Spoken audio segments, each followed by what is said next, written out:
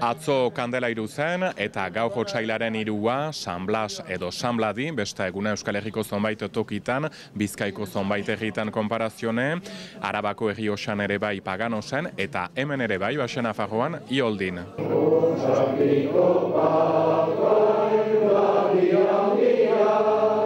Eta zuek zetako atxikiak zaizte hola San Bladiri?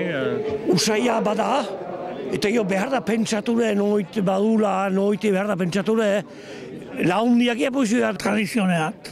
Tipeti deia usatu dituzte, iesari ioldiz turrun, horren ez du bidean estakurik emaitela, eta semblade, ale gure kabalen patroina da, apizpiko handia. Betidanik izan du berezitasuna behila honek, zenen eta hemen bita erdian, ez da biziki San Bladi ospatzeutenik hemen, eta geho opitatzen blez, han iten diinak. Gura baita laborarien? Laborarien eta egun bat lehen otesnekin eta jiten ziren, kalekin eba, baina guai beste gizaitago, beste gizatago.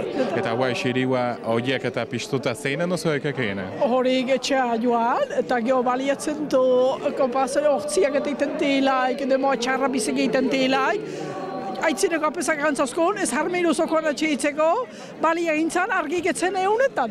Eta hola baliatzen dut, hortxe bene ikatia dira, eta atxitzen du harmeirioan, no ediltzen bali da familian. Normalki, txortia bat edo beste, ezartzen da hortaik, kabalata guzietan, ala behiteietan, ala arditeietan, ala urdendeietan. Usai handia bada, muna diteko bete. Hauten, bihertximika tipi bat baut, usai emeno jende gutisago baitzen. Google ditut aztagin nogi zabalde gehiago.